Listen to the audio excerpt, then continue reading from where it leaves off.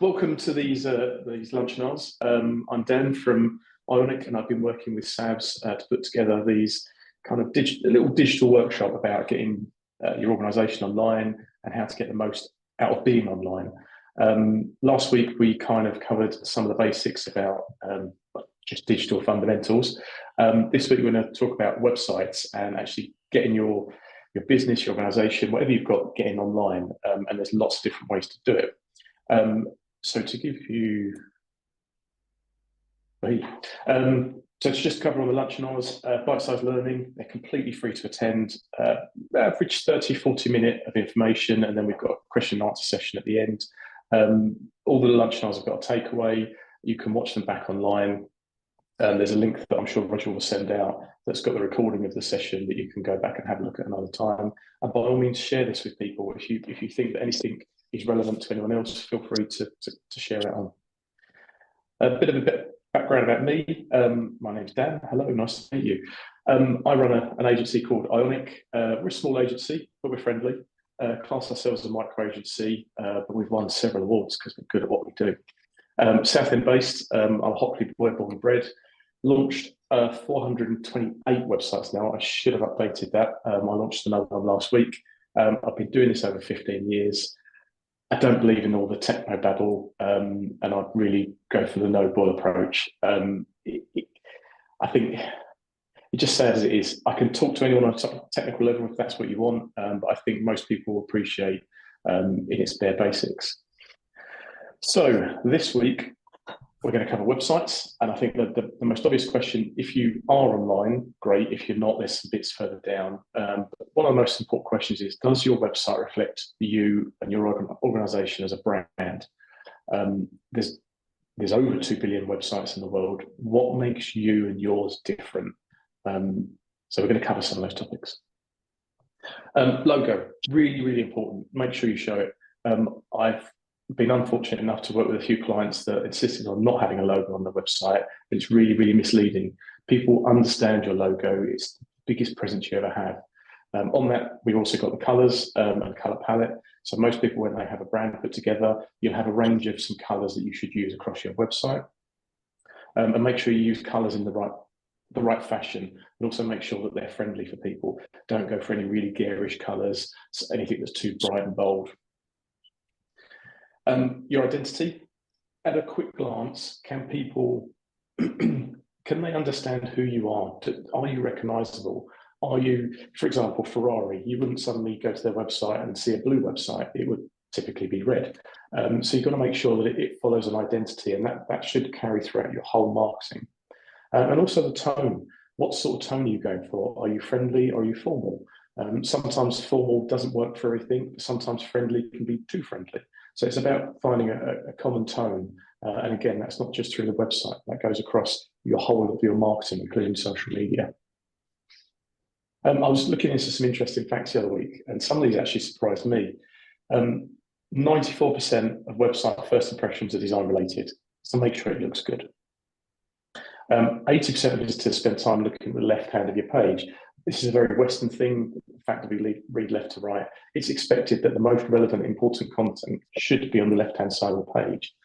Having said that, and with all the things within this chat, design is very subjective, and sometimes you have to bend the rules slightly to get the best results for the purpose. If you've got video on your website, it works really, really well. The statistics there, about 88% of people will spend longer on your website if you've got some video content on there. Really importantly, especially in this digital age of everything being connected at once, your website is always the first place people go to look for information. The phrase, we'll Google it, it's become more and more common. It's the first thing most people do. If your website takes too long to load, i.e. you've got too many videos on there, you've got too many images, or there's just too much information for it to load in an efficient way, people will lose interest and they'll click and leave. And 92% of the negative website feedback, very generalized, relates to design more than anything else. But as I say, there's always exceptions to the rules, and I don't know if anyone's ever heard about Lynx cars. She was on Dragon's Den a while back. She's actually made a very successful business of having a website that looks exactly like this. I did this screenshot last night. It's a very scary, garish 90s style website. Actually, for her, it works because she's taken that difference and made it her feature. Right, what should a website look like? I'll go back to my comment a minute ago. It's very subjective. Everyone's got their own ideas of what it should look like, but it's about creating something that's really friendly. Little fun facts, Tim Berners-Lee launched the first website August 1991. It was about 6 lines of text. It was in Times New Roman. It looked horrendous, but it was very functional. And importantly, it loaded very quickly. Core website elements. There's kind of, in the world of design, and I've been doing this for, as I say, 50 odd years, we've gone through various transitions of design. There was web version 1, which was very basic, kind of in web version 2 at the moment, moving towards web version 3. These are the core elements that you'd expect to see on most modern websites, and there's reasons behind them. We'll start with the logo. Always at the top of the page, normally on the left-hand side of the page, because we read left to right. Never put a logo on the right. Centered logos, depending on the logo, it can work, but for most people, it doesn't work. So always make sure the logo's on the left. Navigations have changed phenomenally, especially over the last couple of years with the introduction of more and more mobile devices. I don't know if people are familiar with a burger menu having the 3 lines that appear in the top right-hand corner. Used to be very much a mobile browsing experience. You'd get it on tablets, but actually companies are starting to embrace it more on desktop sites. You've got to be careful about who your target audience are. Some people will know instinctively to click it to open a menu. Other people, they'll just ignore it and think that something's not working within the website. What your menu or navigation should do is build some form of hierarchy of the content in your website. So you'd expect to, as you can see in the image on the bottom right, you'd have a pretty standard menu bar, but then you'd have drop downs that open and sometimes drop downs that go into drop downs. But you have to be careful to make sure that it's quick and simple for people to be able to find what they want. You never really want anything more than 3 clicks away, but sometimes companies have a lot of information to share. So we kind of, as designers, have to think about different ideas and how we can do that. To do that, we use something called a mega menu. There's 2 examples here, one from B&Q, one from AO. And the idea is that when you hover over certain things, instead of just getting a small list come up on screen, you actually get quite an expanse across the whole of the screen. Can sometimes be a bit kind of, whoa, that's a lot of information in my face. But as long as it's categorized correctly, and I think the B&Q website, and I'll actually talk more about the B&Q website because it's a really interesting one. The way that they've laid out their website is very good because people can easily find what they need to. And whilst they've got a lot of information there, they've broken it down so that it's simple for people to do. The hero section is the section that appears at the top of most websites, typically an image or a video, but it kind of, instead of just being very text-based, this gives you an opportunity to throw a little bit of color in there and throw some imagery, as long as the imagery is relevant to what you're talking about. But people use it as a call to action. So you can have, as we've got here, we've got how we can help support us. You can have donation buttons. You can have click here to find out more. You can use that as your main intro for people to look at. You can have multiple hero sections, as in sliders that go across. They can work really well. Sometimes they distract users from what you actually want them to do. So again, you have to be careful and use them in the right way. Good imagery. This is where a lot of companies fall down. It's sometimes difficult. Trying to find the perfect image to fit the perfect space is really difficult, and it's something I don't envy anyone on. There are platforms out there you can find a lot of stock imagery.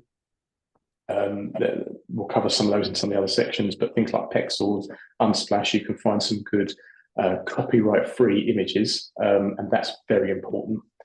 You want to make sure they're not pixelated. You want to make sure you haven't cropped them. You can see there's a swimmer that you can just about see the arm, and make sure they're not stretched or skewed because they can make what could be a really good website look really amateur. And that final point, making sure they're copyright-free. I've unfortunately experienced quite a few scenarios over the years where people have been punished for using images they've taken from Google. One of them was It was a finance broker. They'd updated their own website. They'd just taken an image from Google. They got a bill for £600. They decided not to pay it. They ignored it because it didn't actually come from Google. It came from a third party. They landed up with a court letter, which meant they ended up having to pay nearly £1,000 for using an image that they just stole from Google. So be very, very careful about the images you use. Make sure you have the rights to use them across not just your website, but anything you do. A news and blog section. It's really good. It's a fantastic way of getting content onto your website. It can be called different things: news, blog, insights, company information, latest updates, events. A blog used to be just a form for you to share some personal information and create a personal blog. But actually, companies use it now to keep their website engaging and up to date. Google love fresh content on a website, and this is a really, really good way of getting it on there. But there are some issues with it, or some potential pitfalls with it. Make sure it's current. Make sure you keep it up to date. If you can't keep it up to date, don't put dates on things. There's nothing worse than going to a blog section of a website and seeing that it's not been updated in 4 years. It looks like you don't care. Whereas if you don't put dates on it, as long as it's not too time sensitive, you're not talking about Christmas 2022, people won't necessarily realise that it's out of date. But when it comes to writing new content, set yourself a target, but stick to it, but be realistic with it. Don't think I'm going to start blogging 2-3 times a week. Start with once a month. If that's manageable, go to 2 times a month, but don't overcommit. Make sure you have a prominent call to action. Most websites out there suffer with this.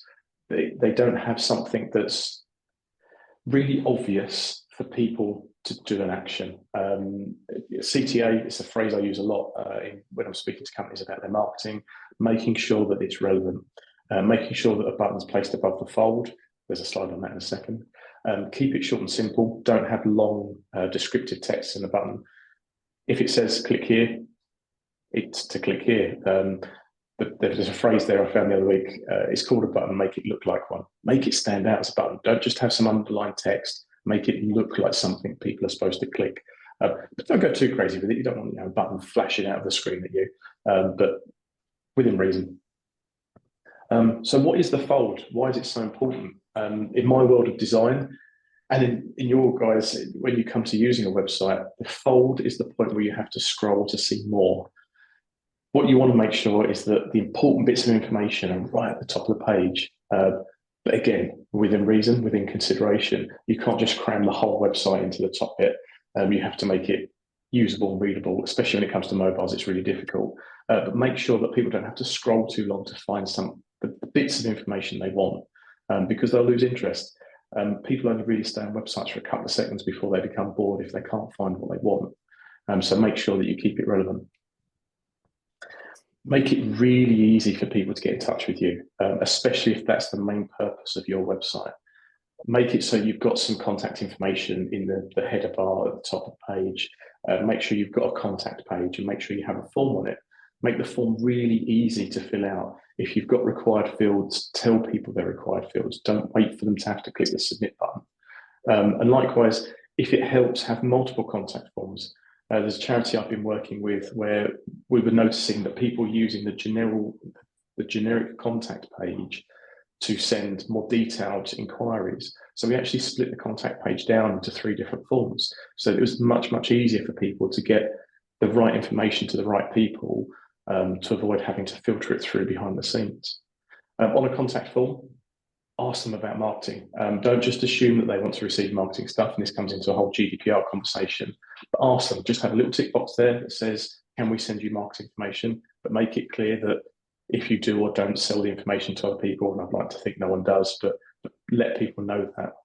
And that comes back to the privacy thing. Make sure you tell people what you're doing with the data. For that, you should have a privacy policy on your website. User interface versus user experience. This is a big thing, especially in my world, of how sometimes you design something that you want people to do, and then the reality is they do it in a totally different way. And there's 2 examples there on screen, which are used a lot in UX discussions worldwide. Heinz ketchup bottle. Everyone loves the look of the glass one, but in reality, it's terrible to use. The plastic one doesn't look as nice, but it's really functional. So it's about getting that function versus form. And then there's the other example there of you've got the architect that's carefully designed that path to go around that tree, but yet no people have decided to cut straight through it. But from a kind of marketer point of view, what we do is we can use that information to improve things. One of the things I'll talk about a bit later is that your website should never, ever be static, in as much as it's ever evolving. You as an organization will keep evolving. Your website should follow that trend as well. So if you start to notice people doing things in a different way, and there's some tools that we talk about in another session that you can use, those things like Google Analytics. There's a platform called Hotjar. You can really understand how people are using your website and think, well, it's not how I wanted them to use it, but how can we improve it so that people don't need to do that? So it might be that you put different bits of information in different places on the website, so it's much easier for them to find. Some interesting facts. So I spoke a bit about B&Q earlier. Back in 2014, they spent £60 million both designing and developing a new website. A large portion of that wasn't actually about the colours, wasn't about the placement of images or anything like that. They spent a lot of money on the research to understand how people would want to use their website. It was a really, there's loads of online discussions about what B&Q did. I mean, they did several crazy things. For a start, they didn't have bnq.com as their domain name. They'd gone for diy.com as their domain name, which was a big thing back then. But they spent a lot of time and a lot of energy researching how people wanted to use their website. So things like the mega menu, they broke it down in rooms. So you can search via rooms if you want to. You can search via particular products. Their search function was really clever because they started using something called fuzzy search. So as you start to, or autocomplete, so as you start to type certain words, it will autocomplete and kind of assume what you mean. And if you look at what's changed over the last 10 years, a lot of companies have looked at what B&Q did and said, well, hang on, it works really well for them. So why don't we try and copy that methodology? Also back in 2014, Selfridges redid their website. They only spent 40 million on years. Right, so spoken a lot about these are all the different things you should have on a website. One of the questions I get asked all the time, and I will still get asked every day, probably for the rest of my working life. Can I build my own website? Of course you can. Anyone can. Should you? Probably not. I'm terrible at building walls, so I get a builder to build walls for me. You should probably look at a website company or a marketing company to do it for you if you haven't got that skill set. And it comes down to a lot of things. Do you have the time for it? Do you have the knowledge for it? Do you have the resources for it? Do you have the technical ability? Some people might have a few bits of those, but actually it's a bit of a minefield. However, having said all of that, there are some places you can build your own website. Wix. Wix has been around for a few years now. It's called a WYSIWYG designer. So it's an acronym. What you see is what you get. And it's a very much click and drag kind of thing. It's a bit like using Publisher years ago. You can click and drag images all over the place if you want to. It's good to a point. It can be relatively cheap to get yourself online, but it can look really amateur. And that's no reflection on anyone's ability, but actually just the ability of the tool itself is very limited. Once you build a website within Wix, you can't move it anywhere. It has to stay within Wix. They're not overly search engine friendly, non-transferable in any way. They're not very easily scalable. Wix do have some extra levels of service that you can upgrade to, and you can sell products on there. They can sell subscriptions on there, but actually they're very, very limited in what you can do. And the biggest thing for most people is that you don't own it. Wix can turn you off any moment within reason, but you never actually own anything. You can't get a copy of it. Squarespace, very similar platform. It has more advanced functionality. It comes at slightly higher cost. Their starting price is quite low, but it goes up very quickly. You can actually build a pretty good website on Squarespace, but it comes back to a few issues. Again, not very search engine friendly. And what I mean by that is, whilst you might be able to put some content on the page, actually the technical element of search engine optimization, you have no control over because you have no access to the source code behind it. Squarespace isn't easily scalable. Again, non-transferable, has very limited integrations with third-party tools. But again, more importantly, you don't own it, they own it. GoDaddy, another website builder, slightly cheaper, $6.99. What you see is what you get, click and drag functionality. Again, same as all the others, non-search engine friendly, non-transferable, very limited integrations, and you don't own it. WordPress. Now, WordPress is a really tricky one because there's two versions of WordPress. I'll talk about WordPress.com, where you can create a blogging site, or you can actually create a functional website. Starts really cheaply. You probably want to go for the creator plan, which gives you more freedom, more control. It's estimated that almost 50% of the websites in the internet run off of WordPress in some form. Originally started as a blogging platform quite some time ago. But again, if you use WordPress.com, you don't actually own the website. It sits in a WordPress cloud server owned by them. And this is where we talk about the difference between WordPress.com and WordPress.org. WordPress is a really functional tool. I know Roger's used it quite a lot in the past as well. You can do some really clever things with it. But there's two versions. WordPress.com allows you to create a website within WordPress's servers. What they did was they said, hey, this is a really good set of code. Why don't we give it to people to be able to use on their own servers? So they released the WordPress.org version, which you can download for free. You can set it up for free, and you can start to do some cool things with it. You can go on various websites. Theme Forest is one. You can download a complete WordPress theme for $30, $40, but they're not overly easy to use. You end up trying to sort of shoehorn yourself into them as opposed to building something that is right for you. So be very wary of that. But WordPress is a phenomenal platform. I'm a big WordPress advocate. I love it. I used to hate it, but I love it now. It can be a WYSIWYG editor, so you can use certain click and drag functionality within it. You can make it extremely search engine friendly using various plugins. If you take a WordPress built website to any social media search engine specialist, they'll be able to do quite a lot with it to make things link in. Very easily scalable. You can have hundreds of thousands of pages and products within it. Very easily transferable. You get a set of source code and a database that you can give to any developer, and they'll be able to install it on a server. You can edit on the go. You can access it via your mobile. You can make changes very quickly and easily. But the really cool thing is there's loads and loads of integrations out there. So if you say, I want to have a certain function on the website about booking a meeting room, do you know what? A bit like Apple say there's an app for that. Within WordPress, there's a plugin for that. Some of them are free, some are paid for, but someone's already done the hard work for you. And there's some really cool stuff out there. How much does a website cost? A really difficult question. It could cost a couple £100. It could cost tens, hundreds, millions. There's no exact answer, but it can be expensive. But it's relative to what you're looking for. If you want to build a website yourself, you can do. It will cost just a few pounds a month. If you get a friend of a friend to do it, or someone you've met down the pub, yeah, you might get a cheapish deal. Chances are you'll have to pay cash. But as the saying goes, you get what you pay for. So be very wary of it.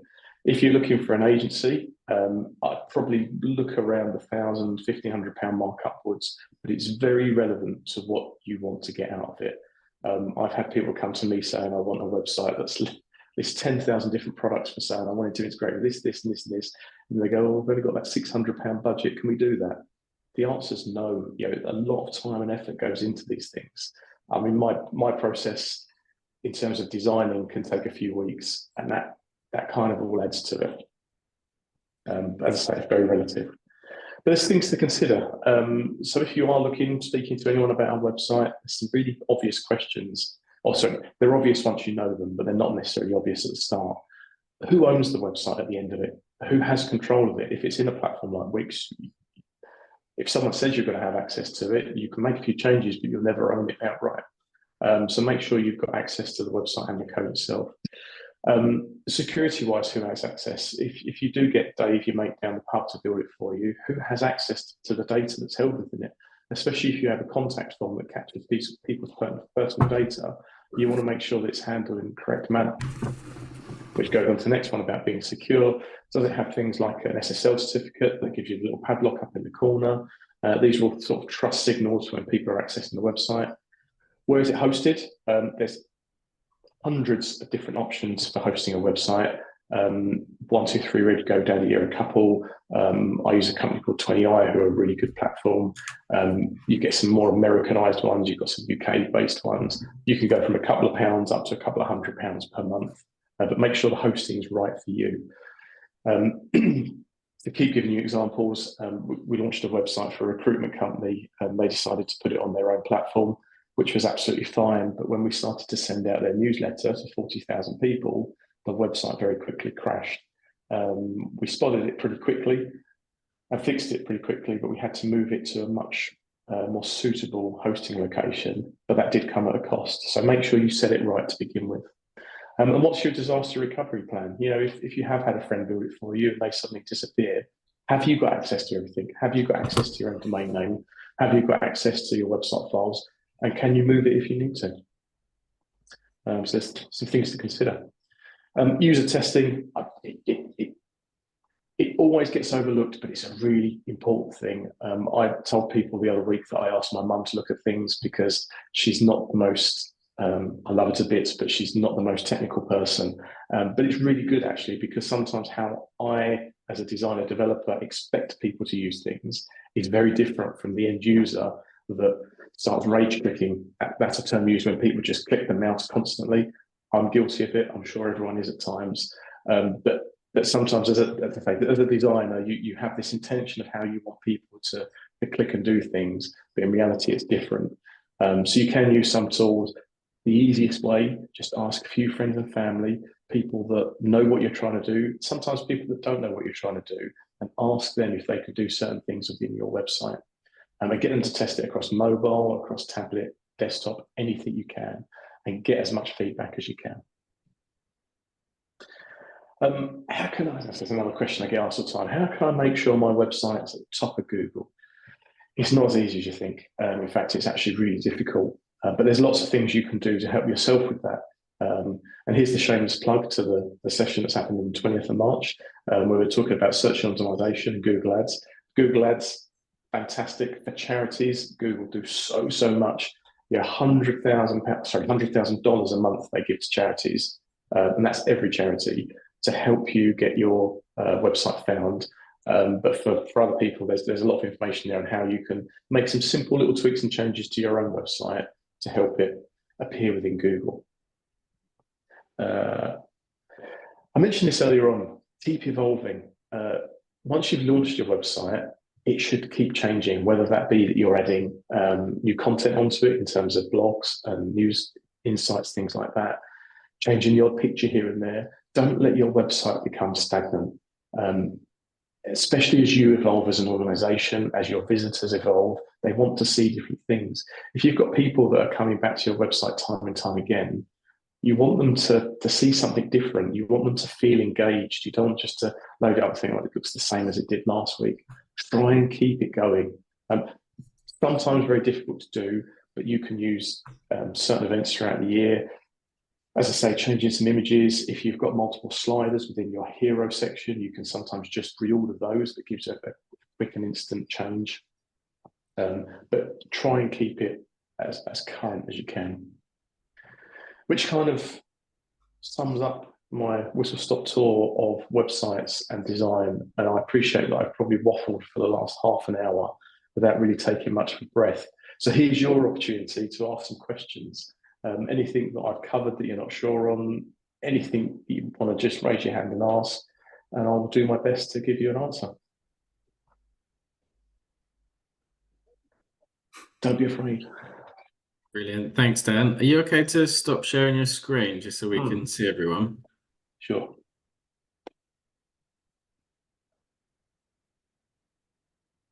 Great. So if anyone has any questions, please feel free to kind of raise your virtual or actual hand. I picked up a couple of things, if that's all right, Dan, that might be useful for us to cover. So one of the things was around the costs. You know, we all appreciate that it can vary greatly depending on what you need. What are some of the key things that will make a website more complex and therefore more expensive? So you mentioned one being selling stuff or selling lots of stuff. Are there any other things that people should expect would increase that cost?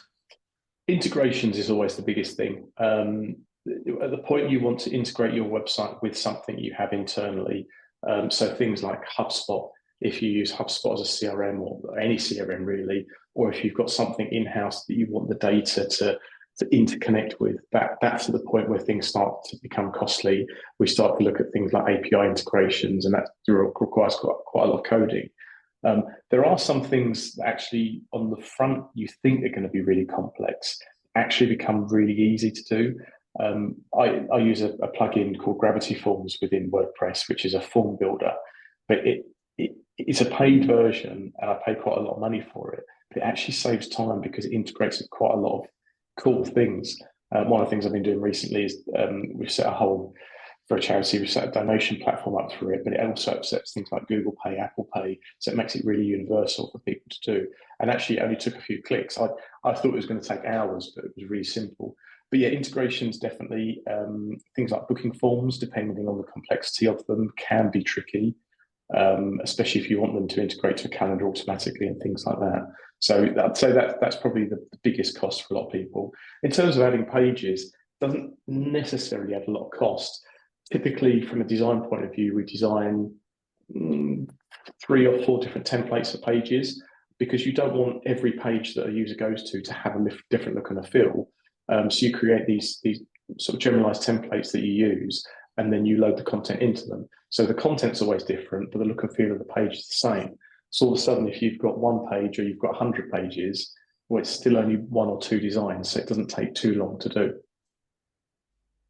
Brilliant. Thank you, Dan. That's really useful. And the other thing that I just picked up was in one of the sections you were talking about on mobile, on tablet, and on desktop. So I guess just to explain, is that 3 different websites that people need? That's a very good comment, and I didn't talk about responsive design. I feel bad. I feel like I want to go back and change it now. So responsive design is something that happened a few years ago, and it was this idea that when you load a website up, historically you'd have a desktop website, you'd have a tablet website, you'd have a mobile website, which made it really difficult to keep them up to date. Web 2.0 changed quite a lot of that and generated responsive design. And the idea is that the website responds to the size of the screen. So you can simulate that on desktop by clicking in the corner and dragging a website down, and you'll start to see how things stack and how things change and how the layout changes.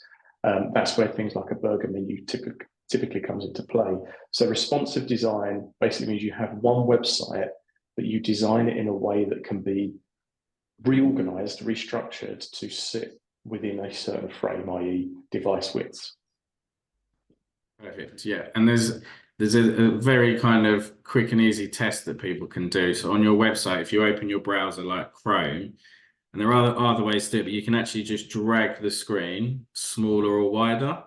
And in theory, that should then, as Dan said, make things kind of fall under each other or scale or grow as you do that. And then there's other ways that you can test on specific devices.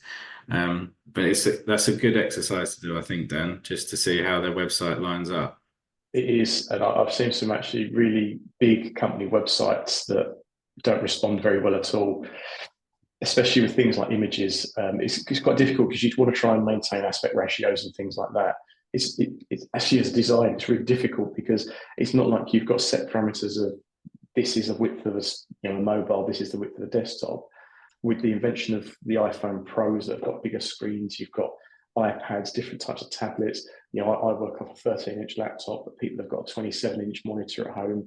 You need to design a website that actually functions well, but looks good in all of those different platforms. And that's sometimes really difficult to do. As well as sort of tests like that, Roger, with just making Chrome smaller, there's some tools out there that you can request screenshots in different platforms to give you an idea. And one of the tools I mentioned on the call earlier was Hotjar. Hotjar actually record people's sessions. They don't record any personal data, but they record people using your website. And as a marketer, we use it quite a lot to understand how people are clicking and what they're clicking on. But you can simulate devices within it, so you can see iPhone users, and you can start to identify if there's common problems with certain types of devices, that there might be an incompatibility. Because that's the other thing, as a developer, you have to make things work on all these different devices. And I can hand on heart tell you that the way that an iPhone loads a website is completely different from the way that a Galaxy phone loads a website, because the browser technology is different. So it keeps us on our toes to make sure that things work as well as possible across as many different platforms as possible. Yeah, and it's not just about when people are trying to find you, it's actually linked to your marketing as well. So if you imagine you send out a weekly newsletter, that might be more likely that someone's opening that when they're at work on their desktop or laptop. So therefore they'd view your website on their computer. But if you're sending out social media posts, people are most likely going to be looking at that on their mobile, and therefore they'll click a link through to your website, and then that'll be on their mobile phone. So it's definitely something we need to get better at that at SAVs. Hands up about that, but it's definitely something that's really important. It's a forever changing landscape as well. There's forever new things coming out, and we have to try and embrace them and make sure things are backwards compatible as best you can. But you have to draw a line somewhere. But you're right in what you're saying, and certainly in terms of some marketing things like landing pages. Sometimes, because you can be, especially with social media, you can be very specific about what people click on, how they click on it. You can actually generate some mobile, what they call AMP pages, which is a Google technology about creating some really fast, specific landing pages for mobile use only. But sorry, I'm starting to go back on what I said about no techno babble. That's great. Thank you, Dan. And then just while everyone's thinking about questions they might have, I wanted to pick up a comment that Dell put in the chat. So it had a little bit of a panic because Dell relaunched their new website last week and used Wix. So can we reassure Dell a little bit with that one, Dan? Yes, definitely. Look. There's let me get the right words. Wix isn't the worst platform. I'm not going to tell you it's the best platform, but it's not the worst platform. You can create websites that are functional within Wix. You just have to make sure that you've ticked all the right boxes, you've tested as much as possible, and it should be absolutely fine. But it's something to bear in mind that as you scale up, as you grow, it might not be the best platform for you to continue with. But certainly, for a lot of people, it's a great place to start. And the nice thing is you can do it yourself. And I think that's the thing that ticks the box for people, is that if they want to make a quick change, they can make a quick change. Perfect. And it's very cost effective. There you go, Dale. Not the end of the world. Okay. Was there any other questions or thoughts from anyone before I hand back to Dan? Yes, Louise. I don't know what it's called. You know, when you have talked to whoever it is on the bottom right hand corner you get on websites, yes. Is that a good thing to have? Because it's not a real person, is it? Sometimes it is. It's a hard question. It's not necessarily a bad thing, but it's not necessarily a good thing. It depends on the purpose of it. So you can have it's called a chatbot, which is an automated response. I had an experience with one last week I got very annoyed with, because I wanted to speak to someone at DPD about a parcel. They had an automated response. All I wanted was to speak to someone to ask where my parcel was. And I found that very annoying. So that's not a great user experience. But likewise, I've got there's a retailer that I work with. They have an online store, but very, very high ticket item in the thousands of pounds. They have an online chat that they have people sit on. Through 24 hours a day, they have people interacting live, because the type of products they've got warrant having a proper conversation with someone. So there's not necessarily a right or wrong answer to that one. It very much depends on the purpose of it. I would always avoid using a chatbot, because I think they can actually be really annoying. But if you've got a real human there, you don't want to overcommit, because you don't want to sit there 24 hours a day replying to people.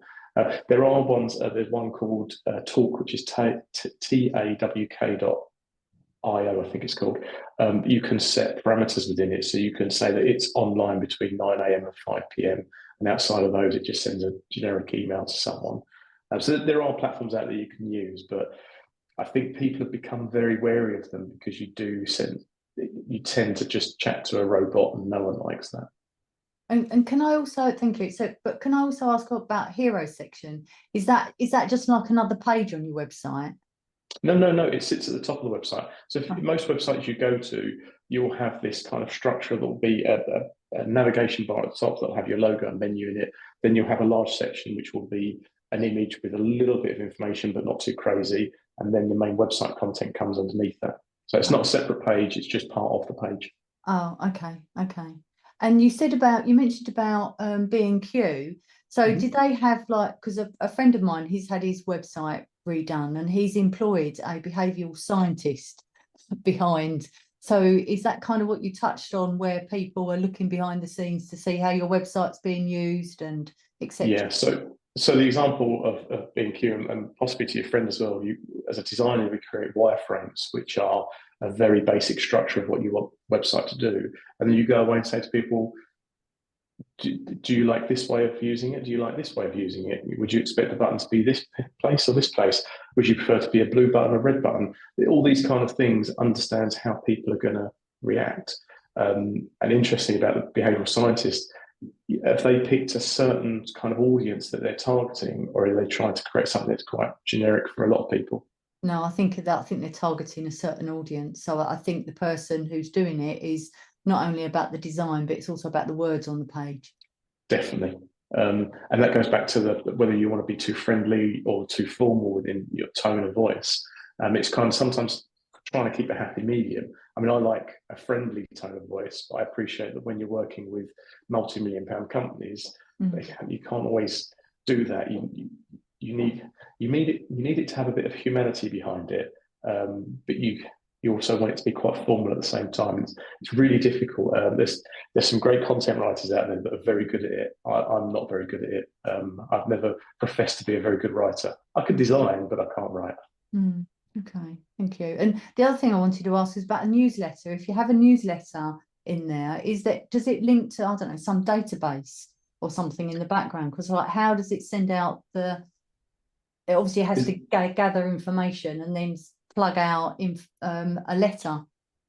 Yeah, so are you talking about having a newsletter within the website, or a sign-up form for someone to sign up to a newsletter? Yeah, I mean, obviously, from a contact page, you say yes if they sign it for a GDPR point of view, but then behind the scenes, to actually physically send out that letter, there must be some data gathering, as in, you need people's emails address, which is definitely stored, and then that gets fed into another system or something. Yeah, so there's two ways you can go really old-fashioned with it. If you're not going to have many people sign up, you can just collect the data and then put that into a system, things like MailChimp. MailChimp actually offer a widget that you can plug into the website, that the data is captured directly and goes straight into MailChimp. You can also tag it and do some other things. But there's quite a lot of other platforms out there that you can integrate pretty quickly and pretty easily, so you don't have to keep copying and pasting data across. Oh, okay. Thank you. And just on that, Dan, that's another benefit of WordPress, I think, because of how many people use it, companies tend to want to develop plugins for free so that they have access to that massive audience, if that makes sense. Yeah, definitely. It's very fair to say. One of the projects I was doing the other week, I was working with Trustpilot on an e-commerce website, and I remember integrating Trustpilot years ago. It was really painful because it was very code heavy.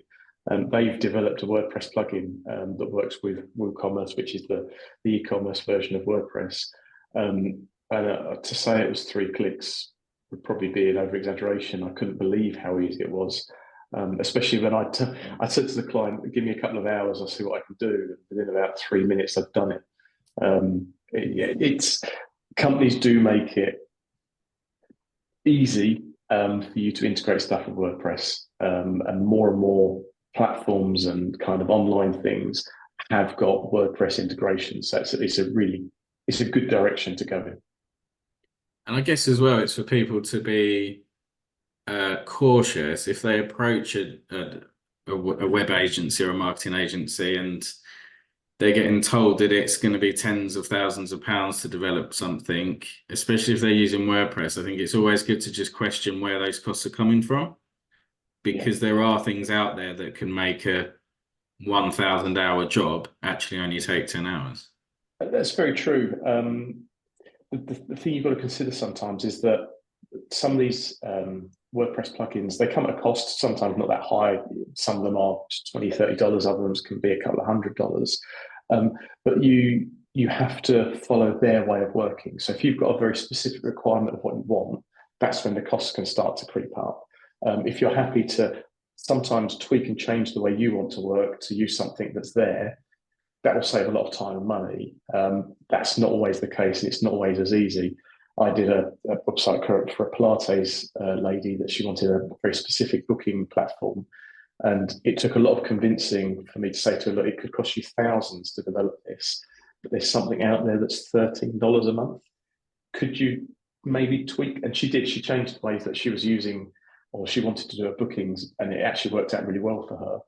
It worked out really well for me because it saved a load of time and saved her loads of money. So yeah, it's looking at what the options are and thinking, weighing up all the options and saying, is that going to work really well for what I want to do? If not, then that's when you have to start looking at some more custom development stuff. Brilliant. Thank you, Dan. Well, unless anyone else got any questions, I'll hand back to you, Dan. I think you've got a couple more slides to go through. Only a few more, then I can let everyone go and get some lunch. Perfect. I'm surprised that no one's brought their lunch with them. That is how I envisage these sessions. I wish I could do, otherwise there'll just be food spewing out everywhere. I've lost the share button. There it is. Right, so I've just got the last few slides for you. So upcoming Lunchinars, we've got a couple. We've got online interactions using social media to get your message out there. One on search engine optimization and Google Ads. I'm quite looking forward to that one. Email marketing, how to build an email list. Might be worth you coming along to that one, Louise. And looking at some of the widgets that you can plug within a website, but how to actually build quite a good email campaign to get some engagement off the back of it. And then the last one, which I'm really looking forward to, the top of the pops. I've spent ages researching. It says 20, it's more like 25 tools that you can use. Most of them are free for charities. If not, they come really heavily discounted. But there's kind of something for everyone in there. There's a really good mixed bag. Now, one of the things we've done with this partnership with SAVS is we've created some packages. And there's two things on offer at the moment. One, getting your organisation online. We've put together a package that's like a pick and mix website where you can select a couple of different headers, a couple of different footers, choose something that works for you. We'll brand it up. We'll use all your colours and everything, and create a functional website with the added bonus of having a donation button built into it. And the donation button has Apple Pay and Google Pay built into it. So we'll send out some more information about that to people. And then the offer from last week still stands, which is a digital audit, about getting an audit on your current digital footprint, not just your website. It looks at over 40 different factors around your marketing, how you appear within Google, trust flows within backlinks, all kind of really in-depth stuff. It comes as a PDF report, but I'm offering an hour sort of one-to-one with people to run through it, to kind of explain it, but to give you some tangible things that you can go away with and say, hey, we can do this ourselves. You don't have to pay people to do it. I mean, it's great if you want to, I'm always here. But there's actually lots of things people can do themselves. It's just about having a little bit of knowledge and being pointed in the right direction. And that's it. That's me. Wrapped up.